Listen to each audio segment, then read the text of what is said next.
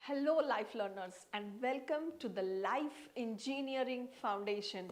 This is a daily personal school for all those who would like to take the responsibility of their own education in day-to-day life. I have been presenting you A to Z of education series and we have reached the English alphabet, which is S for Standardized Test in Education.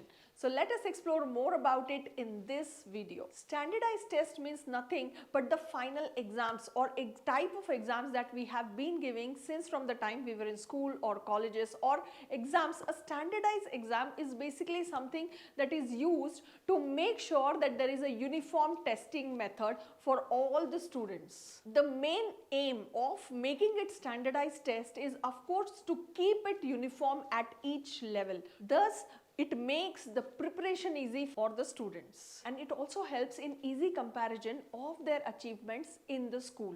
Standardized test basically includes multiple choice formats, true and false questions, short answers and long answer types. So these are some of the types in which the standardized test is set generally, and the marks weightage for these questions can vary or can be equal also. It depends from school to school and from subject to subject. Now let us understand how exactly these standardized tests are designed. Standardized tests pass through the following process. The first thing is standardization of the contents and questions.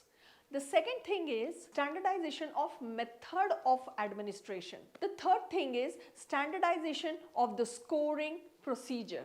And the fourth thing is standardization of interpretations. So these are the four things based on which the standardized tests are actually set. So standardization of the content and questions, how exactly this happens? Due weightage is given to the content and objectives. Items are prepared as per the blueprint.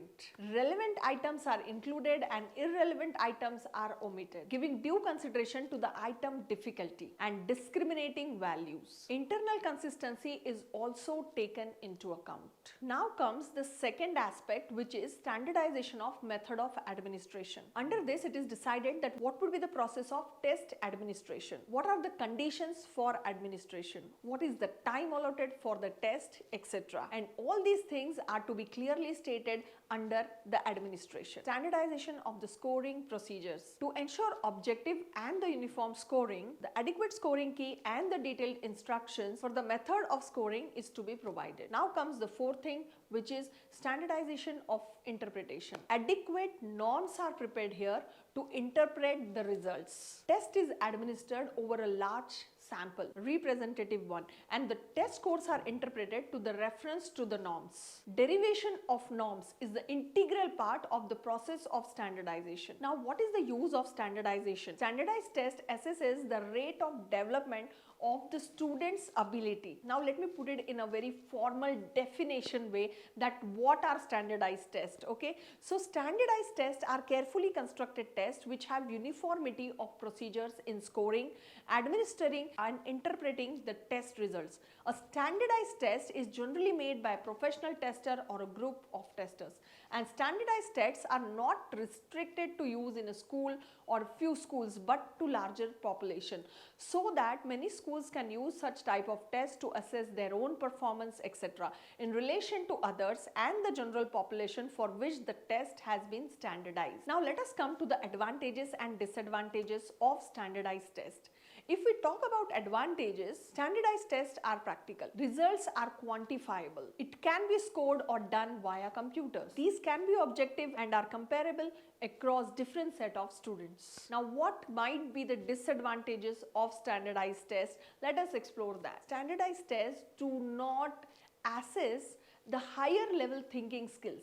The educators cannot use the test results to inform their own instruction methods. And next disadvantage I would say is standardized test cannot measure individuals' qualities. So now with this, I hope I have thrown some light about advantages and disadvantages of the standardized test. And with this, we have finished the video on S for standardized test. I'll see you again in my upcoming video in the series of A to Z of education.